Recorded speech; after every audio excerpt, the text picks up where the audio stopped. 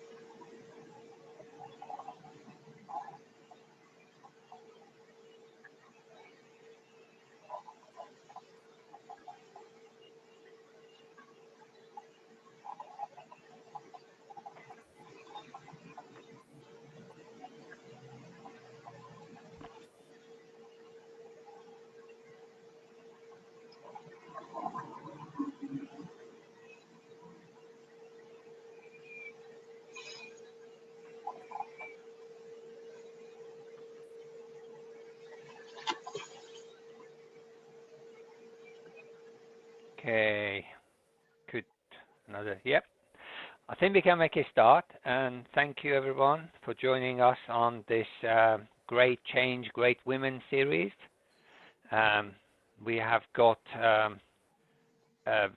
through so many important people on the disability stage and the amazing work they do and the great impact they have on the society, and today is no exception. We have a great contributor to emotional support, autism, children with emotional needs. The important thing is obviously COVID. A lot has happened, and a lot of families have been affected. Schools have probably struggled because they weren't really prepared for neurodiversity that much, but since the COVID situation has obviously developed further. So today's talk would be extremely important. So it's really a great pleasure to have Ali with us today. But I'm going to let Anna do the housekeeping first, and we can make a start. So welcome to Michael Link's Great Change, Great Women. Thank you, NASA, for already stealing my line. This is series 2.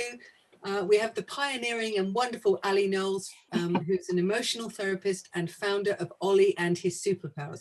And I'm very excited that she's going to share her work today because I love it. And I'm definitely about to sign up with Ali and become a Ollie coach. I mean, that's my plan. I've got all the paperwork. I've just got to get around to signing on the dotted line and committing to the time. But I really want to be an emotional therapist and help the Ollie Foundation to help kids in schools. So there'll be a Q&A at the end. So please put any questions in the chat. Be respectful to all others. We want everyone to feel welcome and safe and comfortable saying what they've got to say. Our accessibility features today are provided by MyClearText. Thank you, MyClearText. They've been with us throughout series 1 and 2, and we are in their debt because they're very, very sought after, and they deliver a perfect service. So that's MyClearText. If you want to switch on the captioning, go to the bottom of the Zoom screen and it says closed captioning, show subtitles, and you can follow the conversation with hashtag Great Change, Great Women on social media. So Ali, welcome. Finally, we booked you in about 5 weeks ago, I think it was. I believe so, yeah. Just thank you for having me. It's lovely. It's our pleasure. And have you been on your holiday yet? Or are you about to go on your holiday? Or is it not happening now? That's something I remember. You're off. No, not happening. No, I have been. Oh, you've been. Okay. And I put myself in for therapy as a result.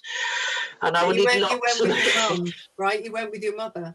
And I know you said there was a little bit of trepidation about that. A motorhome, because it's the safest thing to do. She's 87 years old, so you know she's not very mobile. She loves being out and about, and she decided she wanted to go to Scotland. She's never been to Scotland. She's Welsh.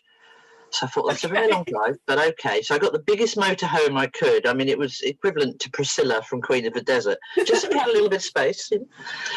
And I drove up to Scotland. Wow. And the very first night, I managed to get us into a motorhome site that overlooked the locks, which are just stunning. I mean, talk about back to nature and calm down. And her first comment was, "Where's the clubhouse? Where's the toilet and the showers?" And we're in a motorhome. You don't need a clubhouse. We have a lock. It's beautiful. And it just kind of went downhill from there, really. As I said, I'm going to need a lot of therapy. But, So you need another holiday. Yeah. On my own.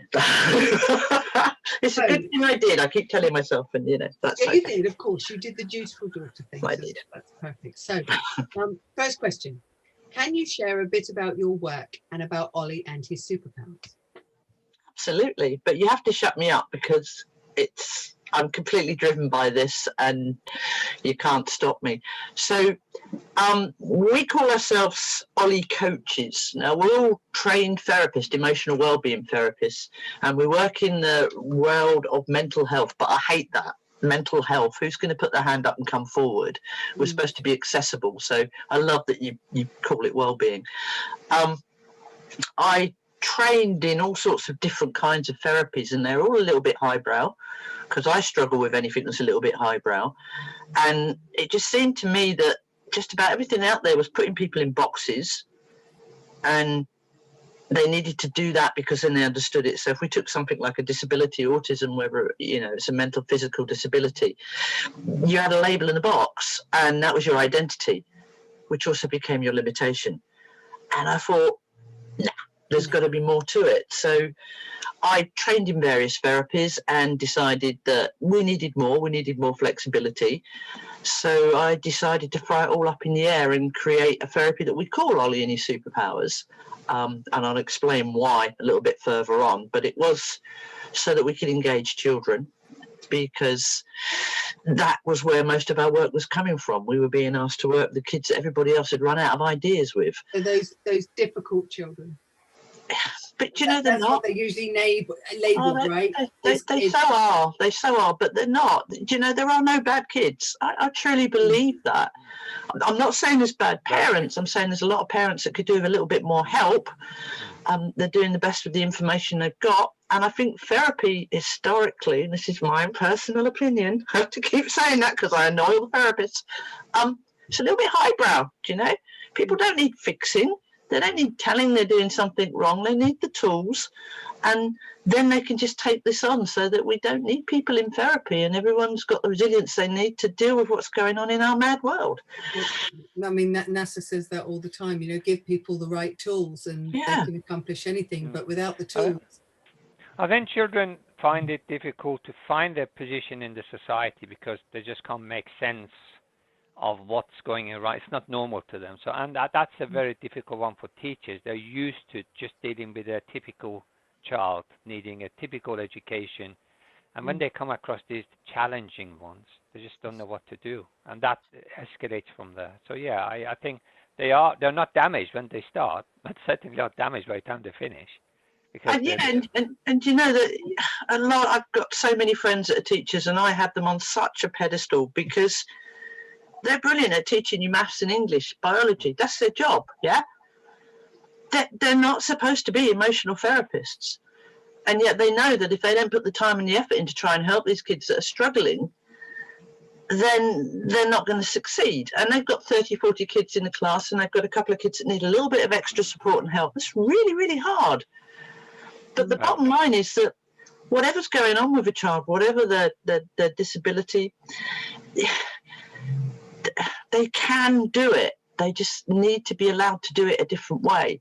And you can tell them how you think they should do it, but I think that's what's wrong with therapy. We're telling people what they should do, in our opinion, because we're all, rubbish. Ask them. Of course, the complexities, as I said, as it develops and they progress to years, the impact, the scar left on them is what actually becomes difficult to fix. And initially, could be easier, but sadly, the 80-20 rule applies to our education from the onset, primary school or preschool. The 20% are harder to manage. They're put into a corner, and they get TAs who are not qualified to look after the most needy. So, and then, as I said, it's not the fault of the teachers or the schools. The way education is done. And then by the time they get to the progress to the later years, and we find that some of the problems are so deep and difficult to fix, because you're not just dealing with that individual's emotional needs. It's also the social and the educational barriers that they need to overcome, which is it's a multiple issues. You're speaking to my heart.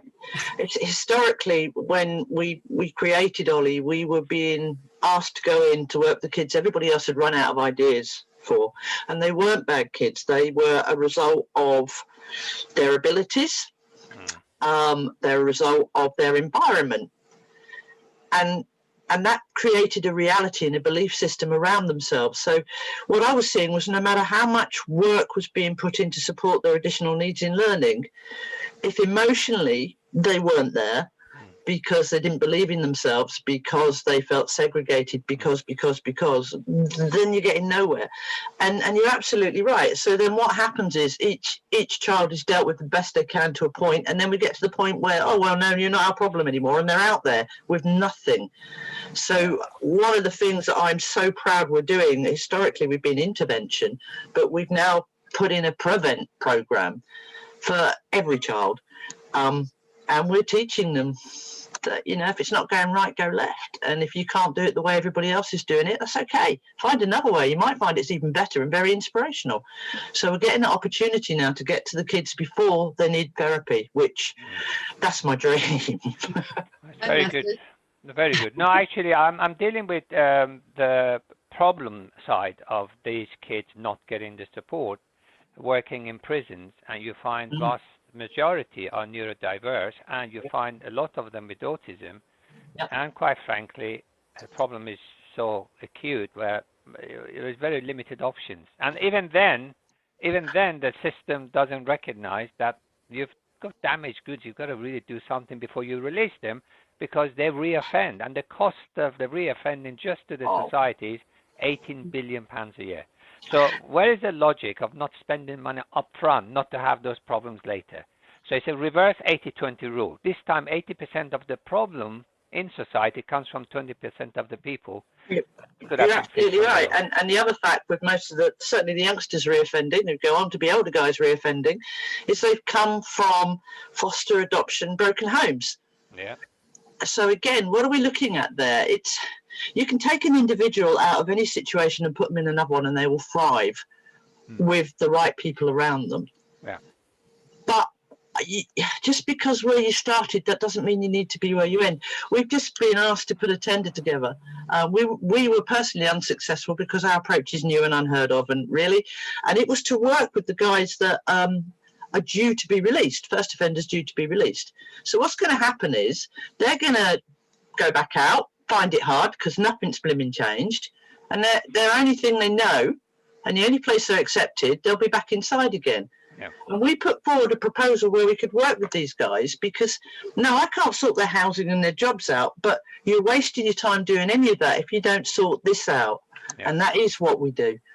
So you're absolutely right, and it's all doable, and we could save the government millions, because that matters, doesn't it? The good news is they are now approaching this with the right attitude. They are changing the criminal justice system just to take care of this neurodiversity aspect, and obviously it's going to take time, as you know, anything else does. But tell me one thing. I'm curious to know. I mean, it's a question I get asked, and I know the answer, but I'd like you to explain. Is it just by some, conspiracy theory, some people say, the number of autistic people have really increased tenfold, or is that just because we're now recognizing there's a problem? So which one is it? That suddenly somebody's put some vaccine, which is like, causing people become more autistic, or is that actually that's been there, and then we're just now realizing, and we are recognizing, we're looking for it? So what's your view? I love a conspiracy theory. I don't know. I'm not a scientist.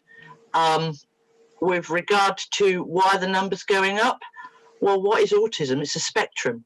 Yeah. It's a spectrum of a myriad of disorders. All of us are autistic, in my opinion, but it depends to what level. True. So I think it's quite a blanket coverall. Oh, my child's autistic, they're on the spectrum. What does that actually mean? I think if you broke it down, we'd be having a completely different conversation. Is your child ADHD? Is it this? Is it that? And yeah, no, I'm not a scientist, and I'm certainly not that intelligent. But the children that I'm working with, one of the things that I do see, I mean, if they are severely autistic, that's one thing. But a lot of the kids that I'm working on that are just on the spectrum, they're brilliant. They're brilliant because they are exactly what you'd see on the tin.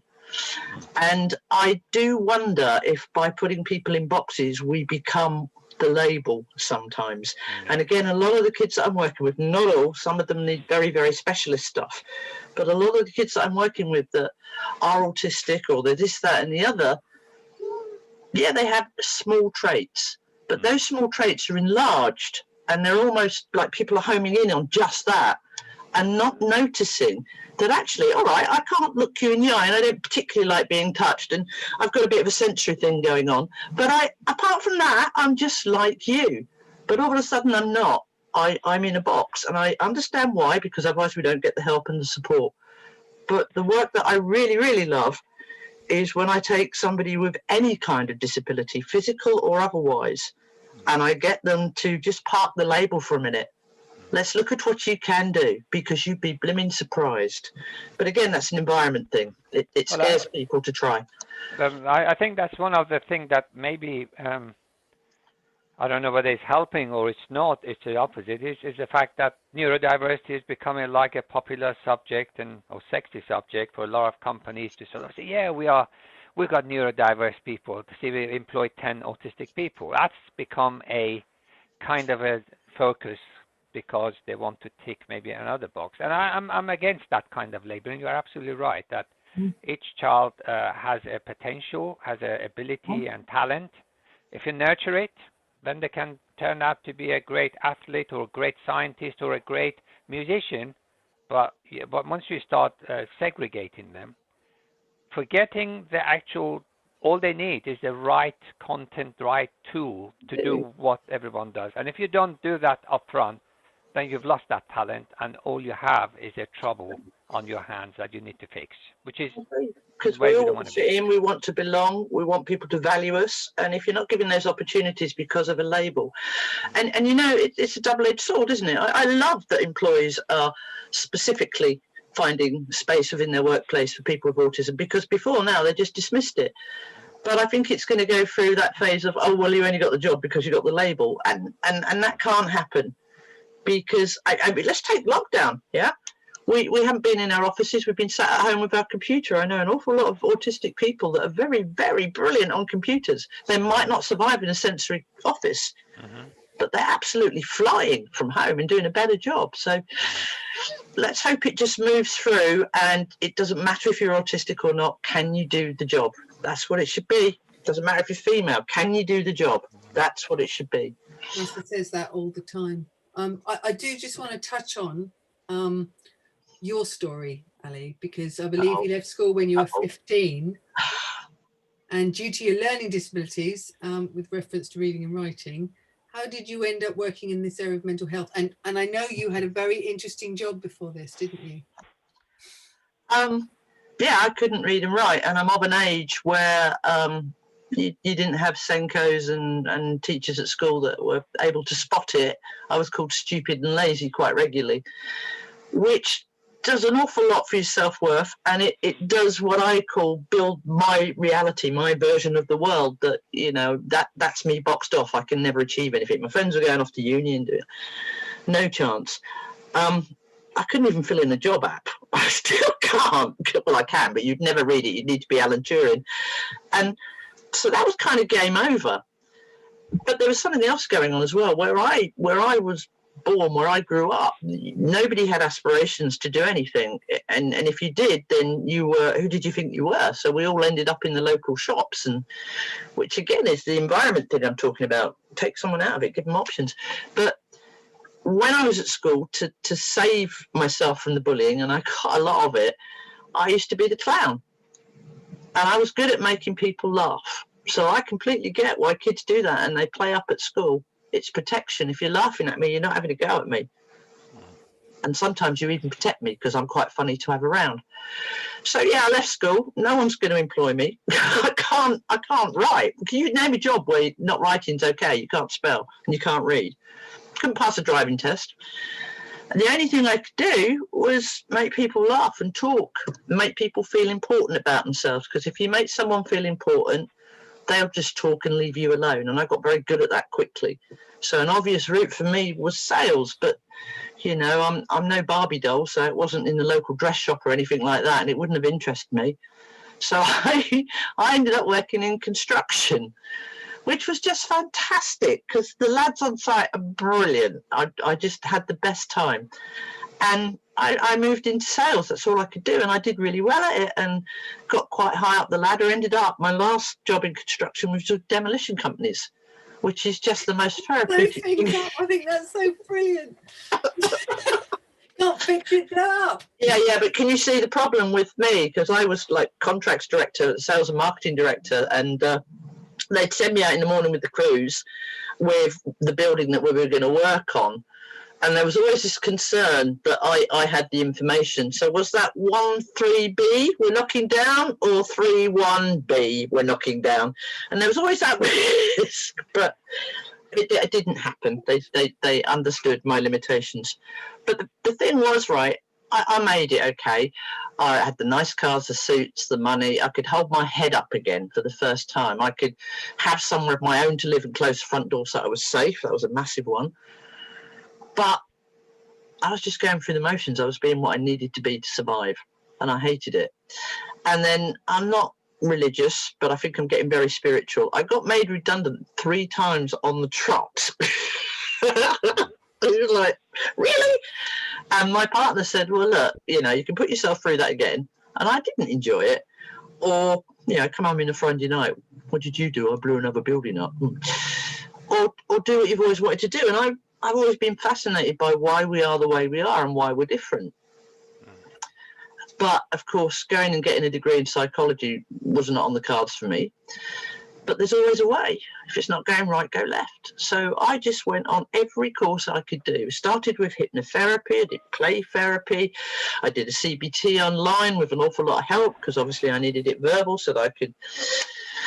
And that's how I did it. And I set myself up as a therapist and it was all going swimmingly. I seem to have a natural talent, but again, I think the bulk of therapy is rapport and listening, not fixing, not telling. So I already had that. And with the stuff I was given, the tools, I was doing all right. And I had people coming in from all over the country to see me in Cambridge, which was amazing. But it still didn't feel right. So... I just love that demolition job. I mean, I just imagine if I was dyslexic, I'll knock down the HMRC headquarters and say, oh, I thought it was H&M. Sorry. I know. I tell you, there were a few near misses. I say I was made redundant. I think they were just looking for a very nice way of getting rid of me because I'm neurodiverse and they have to be careful. It's amazing. No, actually, your story is typical of high achievers who've really left school early because of the academic failure.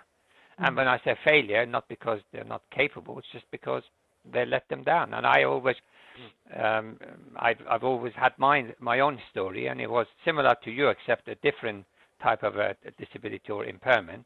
But once I got the opportunity, life became my oyster. I managed to get through to all the education and managed to get a job. I'm still not intelligent. I know that because I know myself. But reading and writing, you couldn't do it because maybe your education didn't help you.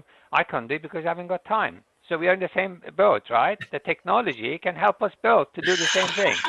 So if you can't read, the computer can read it for you. That's what the power of assistive technology. If you can't write, you can speak to the computer. There you go. So the 2 biggest barriers, which are easily fixable, and it's not new technology, by the way. We've been doing it for 30 years.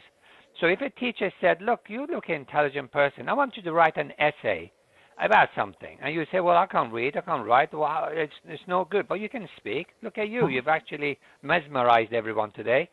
So which means you could have actually put few sentences together by talking into the computer, and that would have had a different outcome for you. Maybe it would have been a worse outcome because you would end up being academic rather than do great work that you do.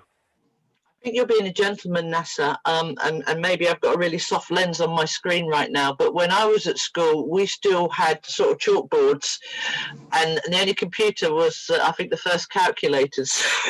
But you're absolutely right, and moving forward, to get the Ollie model out there, one of the things I wanted to do was write adventure stories, so I could engage the kids in stories and metaphors whilst teaching them therapy. But I can't read and write, so I can't do that. But you're absolutely right. Then technology did step in because I can talk and the machine can print. That was interesting. But it's doable, and we did it. So there's always a way. But I need to ask you this question. It's a burning question for me. What role do parents play in getting children motivated? Because I found it's not just the teachers who hold kids back, it's the parents' lack of aspiration, right? They just think my child won't achieve, so I'll be kind to them. Let them do something that is not challenging. It's really what I find.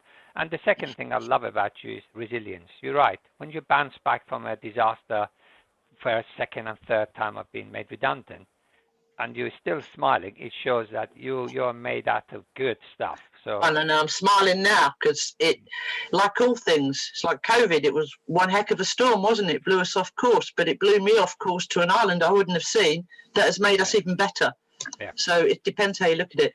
And in answer to your question, I believe that we are all born into our parents' reality tunnel, their belief about how the world works and their place in it. So, you know, if you were lucky enough to have parents that were like, no, you can do anything, you can achieve anything, you know, we'll always support you, it doesn't matter, there's no failure, then, you know, you're going to give it a crack, aren't you? But if you were born to parents who have been knocked down themselves, pushed back themselves, being told that they can only do this or be this or they're not good enough, then a part of them's going to be, don't try, son, because that's not for the likes of us. And the other part's going to be, don't try, I don't want you to get the kicking I had. So again, it's about the environment, and that's one of the key things we do with Ollie. An awful lot of therapy just works with the individual. We don't. In fact, we refuse to. If we can't work with the people that are influencing that individual, there's no point, because I'm just going to send a child out of my therapy room home to parents that are doing the best they can with what they've got. Give them more. I don't mean money. They can make their own money. Give them the blimmin' tools to believe in themselves and get out there and be the best they can be. 90% of my achievements in life is because of my parents. My father in particular, he was illiterate. He learned to read at the age of 75. And he told us, 5 brothers, I want 5 doctors. Well, we didn't become doctors, but not medical doctors anyway. But he kept telling us, I don't want you to give up, and I want you to carry on. And what's more important, he said, you want to be your own boss. Do not work for anybody else, because you guys know you can do it. And quite honestly, that belief in me always was with me to push me along. So you're totally right. I have found many schools, as much as they try, unless the parents get engaged and try to be part of that, it kills it off. And that's why we've got the latest report. The white working class kids are the least, achievers in schools. Why is that? Because the parents don't seem to have much aspiration for their children, it seems. I'd argue a little bit. I think there are some parents that don't, and why should they? Because, you know, you can do okay being unemployed in the UK, or certainly better than most places in the world. But I think they're afraid to have aspirations. If you're talking about a kid without any kind of physical or mental disability, you know, if you go and do that, son, then you won't be welcome down the local pub. And we need our tribes and we need our sense of belonging. But if you're talking about kids with additional needs, I think an awful lot of what I see with parents is they want so much for their kids, but they are terrified that their child will fail. And if a normal child, brackets, fails, will have a tantrum. But if a child with autism fails, it's just one more thing that's separating them. So I think parents are protecting them from trying sometimes, that they don't fail and don't have that meltdown. Totally. And that's why you've got to work with both. You've got to say to mum, look, you know, you're doing a fantastic job. I completely get why you are doing what you're doing, but I'm not saying let him go and jump out of an airplane. I'm saying let's start with little steps. It's okay. He's not going to fall over. So as much of my work is with mum and dad. But then when you're in schools, half the problem is, and that's why we call ourselves coaches, not therapists, and we all wear T-shirts and we're quite chilled. The parents that you really want to engage with the school, they'll come across almost aggressive and very negative. It's fear. They probably had a hard time at school. They had a hard time with anyone with letters after their name or anyone that can string a sentence together with big words in it. It's scary for them. So we're kind of that middle ground, and we kind of step between the teacher and the parents and bring them together and give them both an understanding, because they're looking at it from two different objections, and we make them both stand back and have a look from another angle. Yeah, that's very true, very true. And you're absolutely right about the solution is not with one. It is everyone working together on this. Village to bring up a child, it's true. Okay, so Anna. Yeah. Sorry, well, I well, asked no, question. I mean that was my next question, but I think Ali's just answered it. Is what makes the Ollie model different from the other therapy models? And I think that Everything. everything. We wear red shirts. No, it's the majority of the therapy that I trained in is behavioural based. So CBT, cognitive behavioural therapy, CAMH, go-to, yeah? Not the only way, but it's probably the one most people are aware of. And I trained in it, because if you don't, you know, the NHS won't use you, you won't get referrals. And I found it, you know, it works. If it didn't work, we wouldn't be using it, okay? But for me, the easiest way to explain it, imagine my hand's a tree, okay? These are the branches. So a child is brought to me with behavioural issues. That's all anyone focuses on. He's angry. He's not sitting down in school. He's disruptive. He's this, he's that. Whatever the behaviour is, he's not sleeping at night. And the therapy that I work with would give them techniques to deal with that behaviour, to manage it. So I might, well, if I've got the rapport, get him to be perfect in school, but he'll kick off at home. And then what would happen is they might deal with these, prune the branches of these behaviours, but the re-referral to therapy is really, really high. And the reason is that they'd only pruned it. They hadn't dealt with the issue, because all behaviour serves a purpose, and it's driven by the root, which is the emotion. Yeah. So if you spend all your time messing about up here, well done, you can pat yourself on the back, they're behaving better. Aren't we all pleased? But if you really want to do the job properly and give these kids a chance in their life, get to the emotion that's driving that behaviour in the first place. But then I was told, yeah, Ali, that's lovely. It might work with adults, but kids don't get emotions. You ain't got a hope in hell. Really? Oh, no, seriously. Developing their emotions. So, well, actually, yeah, the complication is they medicalize that situation, put them onto pills, and then you have a complexity of having those side effects that you have to deal with, and that's where things become really, really difficult. Don't even start me on that one. Conspiracy theories.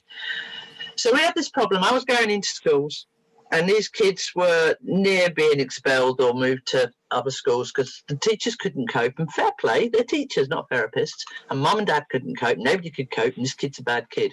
And up on the wall, it would say self-worth, resilience. Brilliant. Big words. Kids could spell. I can't. But do they know what they mean? No. So I needed to come up with a way of working with children. And it literally came about one afternoon when a lady brought her son to my therapy room. I wasn't working with kids at the time. I don't have kids, well, a few thousand now. But a lady just brought her child to me and said, sort him out, he's angry. And she literally walked into my therapy room, really quite, she said, sort him out, he's angry like his dad, and left. So I'm stood there with this little fella in his football kit, and he's only about 7, and I thought, oh, everything I know, this is going to take months if he even talks to me. Oh. So I said, hello, I'm Ali. Who are you? This is how Ollie was born, and it will give you a feel for what's different. He went, Peter. I went, all right, Pete. You like football? Getting nowhere, yeah? You could see I was yet another adult he'd been dragged in front of because he's a bad kid. So I said, what's going on with you then? And he said, I'm angry. yeah, I kind of got that from Mum. Anything else? He went, no, I'm angry. That's it. And I said, how do you know you're angry? And he said, everyone tells me I am. Boxes, labels. I said, who's everyone? Mum, Dad, teachers, aunts, friends. Right. I said, how do you know you're angry? Because kids will just parrot what we've just told them they are. You are autistic. You are angry. You are this. Oh, all right then. You're the adult. You must know. And he said, I don't know. I'm just angry. And I said, and believe me, I do not know to this day why, but it launched Ollie. I started tapping my foot. And I said, here's the thing, right? I know I'm angry when my foot starts tapping. So I reckon that part of me, tiny, that I call angry, so now I'm not angry, it's just a part of me, must live in my sock. He makes my foot tap when I'm a little bit angry. But when I get very angry, I reckon it gets bigger. That part of me runs up my leg into my eyebrow, because my eyebrow goes up and you want to get out of the way. This little lad's face, honestly, he would have promised to be good forever to get out of there at that point, because I've never met anyone like me before. And I said, what about you? He went, I don't know. I went, come on, you must know. I don't know. This is 10, 15 minutes into the first session. Any therapist listening in will know how long it takes to connect. And he went, I don't know. And I just reached, pretended to take something out of his hand, turned my back on him so he's now behind me. I cupped my hand to give the impression that what I'm holding is tiny, and I stroked it to give the impression it's very young. And I went, oh, you are angry, aren't you? Peter, is he always this angry? Is he just angry because your mum dragged you here? What had I done? I'd separated the lad from the label. Different perspective. I then went on to ask Peter whether he knew why angry was angry. Kept it separate. Pete wouldn't tell me. That would have been a dream come true, wouldn't it, in the first session? Fortunately, Peter had turned up in football kit. Thank you. So I said, are you making Peter angry because his mum makes him go to ballet? I hoped it was a safe question I'd get a no to, and sure enough, this lad, no, not that, no, okay.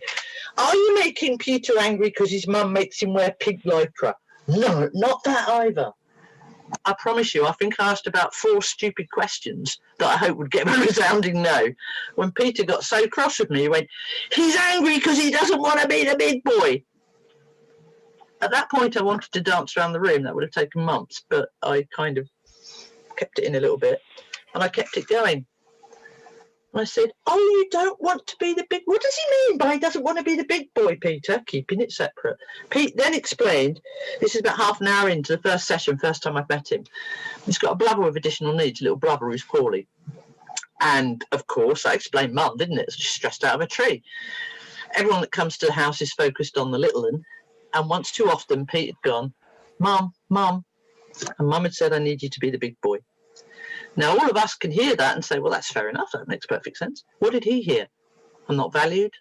I'm not good enough. I'm not as loved.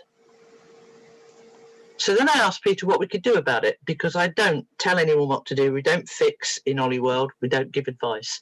And he asked me to speak to Mum, which was a little bit scary, but I did. She was mortified. Picked him up, hugged him, promised never to call him that again. That's where it started. But what sealed it was a couple of weeks later, I was in a local school, the first one we'd been called into for some bad kids, and Peter was over the back. And I went, are you all right? Yeah. And he went, yeah, I'm good. But he looked sad. So I said, are you sure, mate? You look a bit sad. And he went, Grandma's died. I was like, oh. So I said, do we need to talk? Without breaking his stride, he reached into his chest and he went, no, I've got sad. Sad knows Grandma's with Granddad. They're okay. Football later. Off he went. Bang, that was it. That's how it started. And it works for children, adults, teenagers, everyone. Everyone says, can you use it for kids with additional needs, autism, whatever? Absolutely. The model doesn't change. The language does.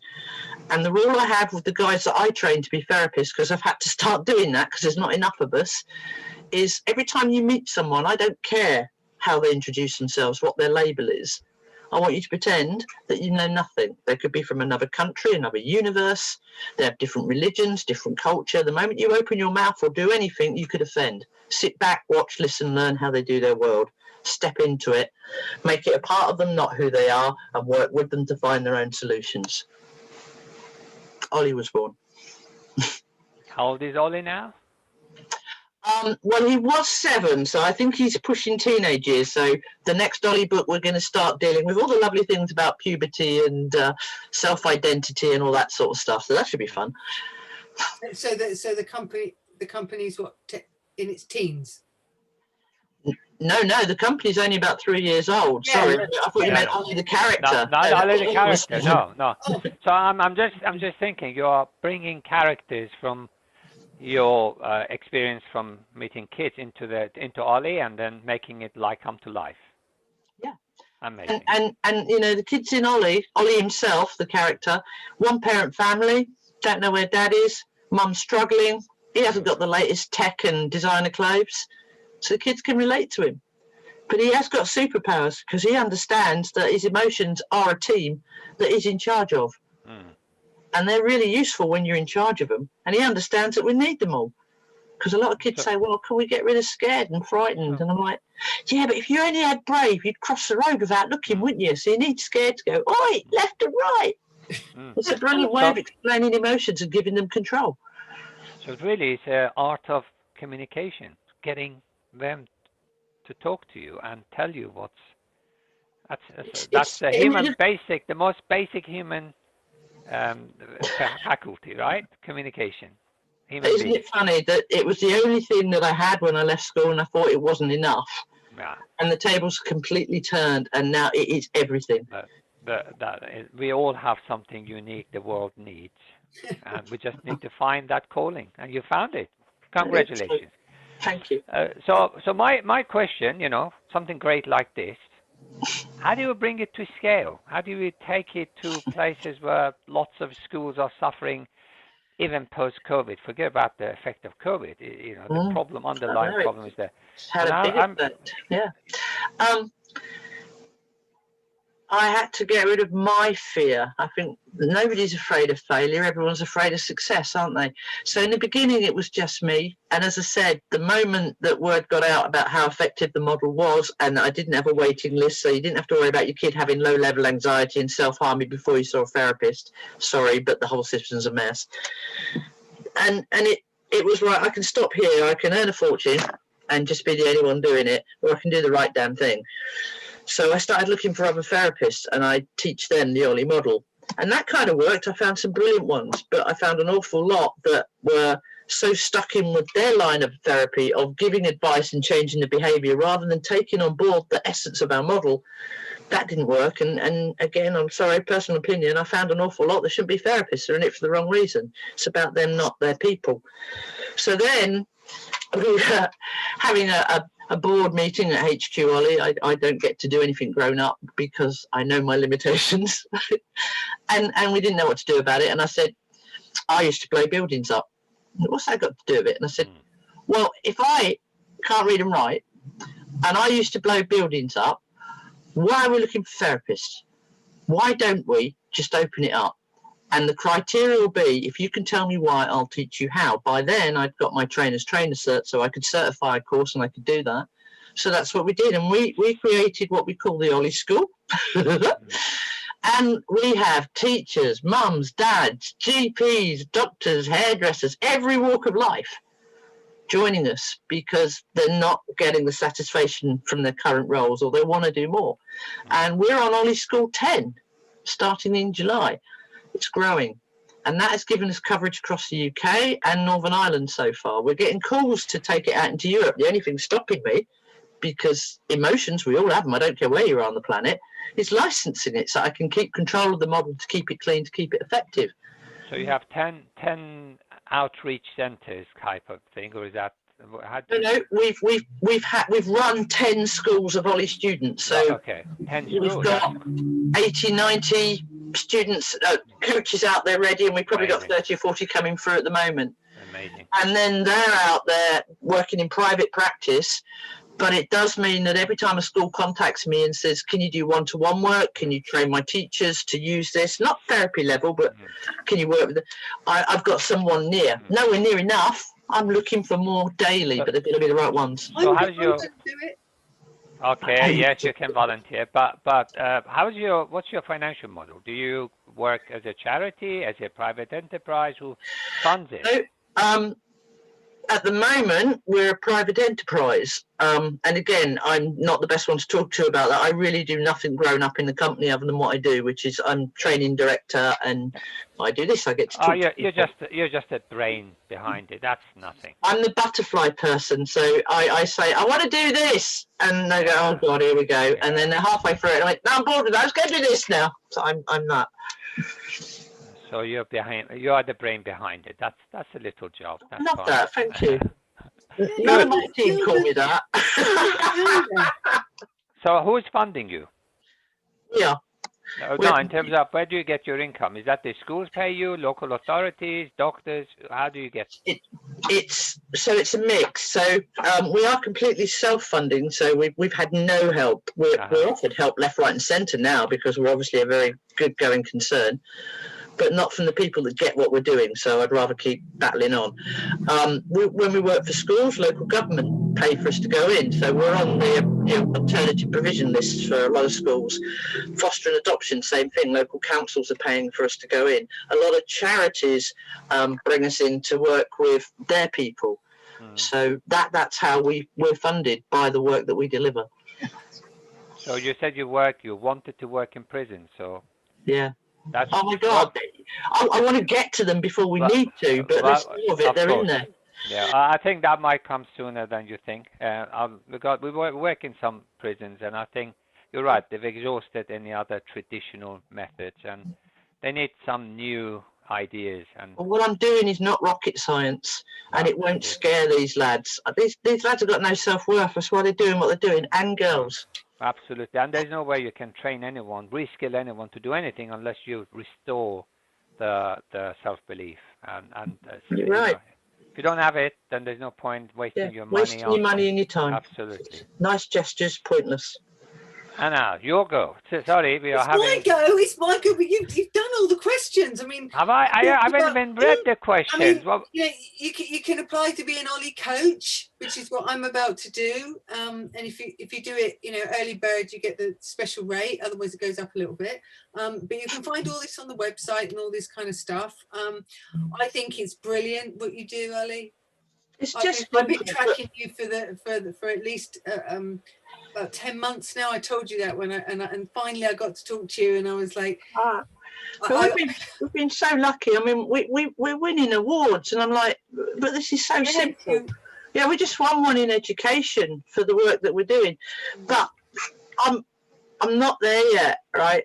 We could put this into any market and it'll work because we're all humans. But what we've just launched, and it's just really lit my fire. Until now, we've been doing intervention. So as I said, we get called in when nobody else knows what to do. And that's fine, because then we give these kids a chance that everyone else has given up. But we've been playing around with a model I call Ollie Kids, Ollie Parents, or Ollie whatever, because we train but not to therapy level. And we were doing this thing in the school where I took 10 kids that were a little bit on the edge, and we put them through a program called Ollie Kids, and we taught them how to control their emotions rather than be controlled by them, and to be our mini ambassadors, so that the stuff that we taught them and some techniques that we use as therapists, but it's not rocket science, teach them. And they were then using it with other kids to help them out, which is brilliant.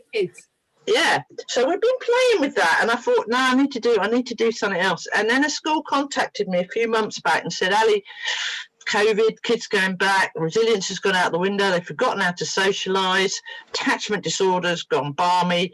Can you put a program together? And I went, well, we've got this Ollie Kids program, it works for up to 10 kids. And he said, no, I want the whole school. I'm like, right. Now, I'm one of these people that say yes and then work it out later. So he said, year 2 through to 6, and I want you to put them through your Ollie Kids program. So we just adapt the language for each one. Well, we're halfway through that, and it is mind-blowing. These kids are going home and telling their parents how to deal with their anxiety. They're telling their parents that, where you start is not where you're going to end up. They're telling their parents, if at first you don't succeed, don't try again. That's madness. Try again, maybe try again, then try something different. So we're trying to scale that out, which means I've now got to train the coaches that I've got to deliver that, and you have to be on your toes, because but it's fantastic. And if we get it right, if we can get this into every school, and everyone tells me I'm a dreamer, but they told me that when this started and I proved them wrong, I'll do it again. If we can get this into every school, because schools are all doing something for emotional well-being, but they're all doing bits and there's different messages, and we need one scalable, as you said, NASA. If I could get this into every damn school and get to the kids before they start going off the rails, before they start believing the stories they're being told about who they are and their place in the world, they won't need therapists. I tell you, that feeling will never leave you, that you're not good enough. Doesn't matter how successful you become, because you believe from the young age that's how people thought you were. But you put a very important point across. You've got to energize the community. And if the schools buy this in terms of, and they embrace it, then I think your problem in terms of scaling up could disappear. And that's what we really want now, teachers to look at doing things differently. Yeah. And I hope they just need the tools. Absolutely. The COVID is a good excuse to knock down, demolish everything down the old school and then build a new one in its site. So there you go. You've got the experience of helping them on both fronts. Yeah, I don't know if the lady that does our marketing will be very happy if I demolish everything. But well, no, demolishing, you know, you have a conceptual demolishing of the old education system by which treats children all the same and delivers the same. Well, now we want to value, cherish our children's talent, help them to become the best version of themselves. And you can do that unless you talk to them. But the education system per se, the teachers, they're teachers and they're doing a fantastic job. What needs to be available is an emotional well-being model that is scalable, that everybody is talking the same language, learning the same things, so that we haven't got all these mixed messages that confuse kids. I'd love to get this into teacher training, stuff that we could teach them that would make managing those groups easier. It doesn't matter how many kids you've got in your room with additional needs or just being naughty, you'd know what to do. But we mustn't forget, it's not their job, it's all of ours. Sadly, there's ideology in our education system. Michael Gove spent 4 years trying to teach teachers to assess children on reading abilities. You got to read and write properly, otherwise you can't progress. And that, instead of actually identifying why people are not progressing. So yeah, it takes a long time to change mindsets. But again, the seeds of change are in what you just described, and it's been an amazing experience for me anyway. And you made me miss my other meeting, which I'm quite happy I did. I told you that. I did, Ali was awesome. It was actually to do with the same. You'd love him. It's actually to do with United Nations education, and they were talking about children with. Nothing important then. No, it is actually important, because for me to learn what you just told me will help me enormously to try to help shape the conversation with them as well, because they're trying the old traditional method. We need money, we need bricks and mortar to get our education on track. And I said, well, I mean, you missed the point here. A lot of kids are going to be displaced over the next few years. They need a different education. And you know, you just mentioned money. This does my head in, right? Depending on what report you read, and you're probably more up on this than I'll ever be, NASA. But the last one I read from the government statistics and national, 1 in 6 of our kids needs or is in some form of therapy, and they reckon that the cost per year is between 11 grand and 56 grand per year. And as I said, that might get rid of the behaviour, but it's going to grow back. So then they're going to go back in, and my program does not cost anywhere near that, and it will change the future of our kids. What I know we are not short of is money in the system. What we are short of is common sense of where to apply that money, because the impact of having to lock up kids in prison for years and years, that itself could pay 10 times over, revamping our education system, pay for you. And I think that is where the problem is. The prioritizing spend in the right area, in my opinion, is the biggest problem. We need to change those people rather than the poor old school teachers who have been having to deal with so much more challenging environment and try to change to the tune of the government every 5 minutes. So I do get you. It's a frustrating experience. But thank you for doing what you do. It's an amazing work. Thank you. Yeah, we just did have a comment from Jane Bridgman Smith, newly qualified Ollie coach here, and happy to chat offline to continue to tell you how amazing the training is and the Ollie model. Look forward to having you on board in due course. So I've just sent her my email address. Well, everybody can see my email address. And then from Micklon, we had a question. Hi, Ali. How is every child treated as an individual? They are. None of us are the same. Yeah. So the way that we work, the way that our model works is, let's put it this way. Some therapy, if a child comes to you with anxiety, you've got this big book, right? And I'm being facetious. And you turn to page 47, Anxiety in Children Age 7, and you follow the instructions because it will work every time. Absolute blimmin' rubbish. The only time that you can guarantee what's on page 47, paragraph 2, is on a Chinese menu. And then, you know, every child is completely unique and individual, and it's up to us to just take the time to see how they communicate, what they believe to be true about their world and their place in it, and not to say, well, what you need to do, young man. How do I know what they do? I'm not walking in their shoes. How do I know what's going on? It's for me to learn that before I can give them the right tools to manage and change and shape that and have the choice to do it. Yeah, very cool. So, yeah, is there a call to action? I mean, chaps, if anything I've said is of interest, please have a look at our website. It's simple, www.ollieandyoursuperpowers. We don't just work with kids, we work with everyone from 5 to 105. It's the oldest one I've worked with. Please, if I've said anything of interest, help us get into the schools. We don't have a huge funder behind us. We don't have a big marketing budget. I blimmin' wish we did, because I'm getting old and I want to get this done. But we need more Ollie coaches. I'm not looking for qualifications. What I'm looking for, if you can tell me why, I'll teach you how. Well, good ideas and good purposes in life will happen. It may take longer, but maybe it's a good thing, because you need to learn from mistakes, so the next stage is even better for you. So I think you will get there. And don't be in too much of a rush. I know there is that enthusiasm to go out and give it to more people. Well, the world has been here for many years. It can wait a bit longer. But I'm sure you will succeed, because what you just described, you're not short of problems to fix. And it seems the world is a big nail and you've got a massive hammer. So there you go. So I think you're going to be able to do it. I do just have something that's come up in the Q&A, and just before we leave and part and, you know, go and have a cup of tea. Barbara Allen, don't know if Ali has heard about upcoming research by Michael Plusis-Tram, is that right? Plusis-Tram at Queen Mary University London, studying 3-year-old kids in studying year 3 kids in schools to observe how they are affected by their environment. Given that environment is hugely varied, it seems it would be good for them to talk with Ali. So someone's maybe going to put you in touch with Queen Mary University in London. Yeah.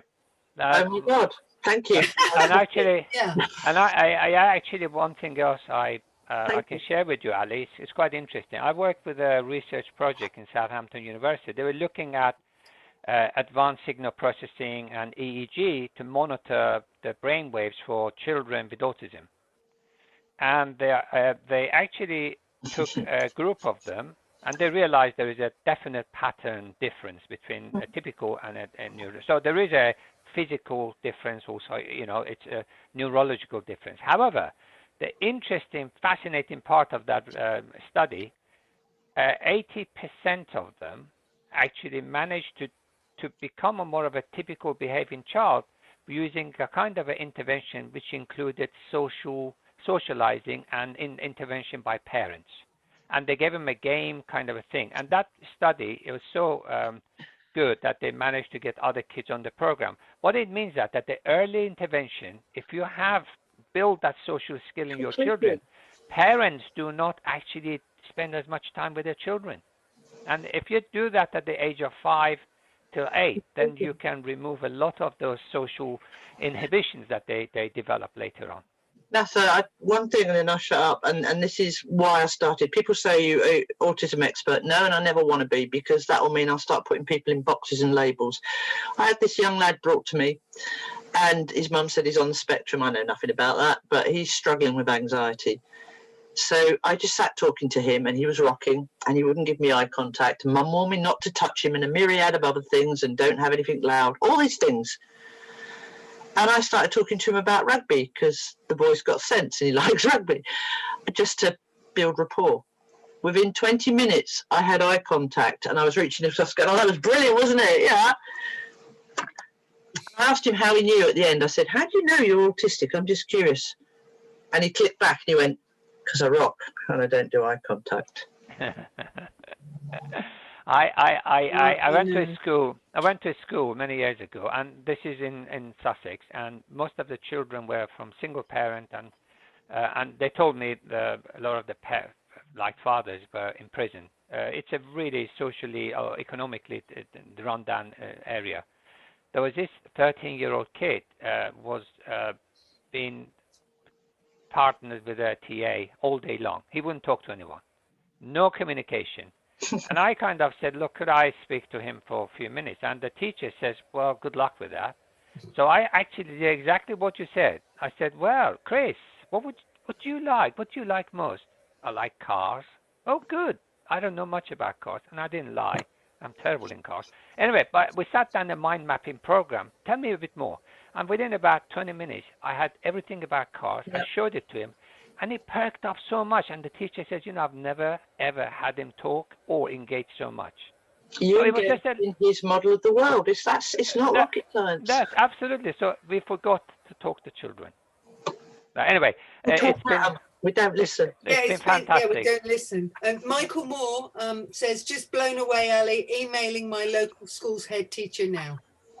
So we've had, and Alex says, my niece is severely autistic and I could really relate to this webinar. Thank you so much, Ali, and all involved. I look forward to having a look at the website. So lots of engagement there, lots of people inspired. Keep doing what you're doing. We're going to be in touch. I'm sure Nasser and you will talk again shortly. We will. Because he's just got to process everything, He's an entrepreneur, so he's got a process. Well, for you, to give you something to aspire towards, we've been around for 30 years. And nobody was crazy enough to do what we did 30 years ago. And we've changed lives, and we've changed countless lives, and we will continue to do the same. And all along, we need people like you on this journey, and certainly we will talk. And I think... But certainly you have a lot also to learn in terms of running a business, which you will do naturally. You don't need any cash injection. All these challenges will make you stronger. It won't kill you, I promise you. So well done to you. Well done to you. But anyway, Ali, it's been a pleasure to meet you. Yeah, and thank you. And thank you to all the participants. And hopefully we will share this video. Obviously, there'll be a lot of people who might enjoy and definitely will benefit from watching. It'll be out on social media and the resource page as well, where everybody can find your information, Ali. So I will be in touch with you very soon. It's going to all the school heads and everywhere. I've got the school academies, big chain. I'm going to send it to the chairmen and CEOs and say, you really need to watch this and pass it on. It's something that is worth sharing. Okay, Ali, it's a pleasure to meet you. And you, sir. Thank you. Thank you very much, both of you. Bye. Goodbye, everyone. Bye. Thank you. Bye.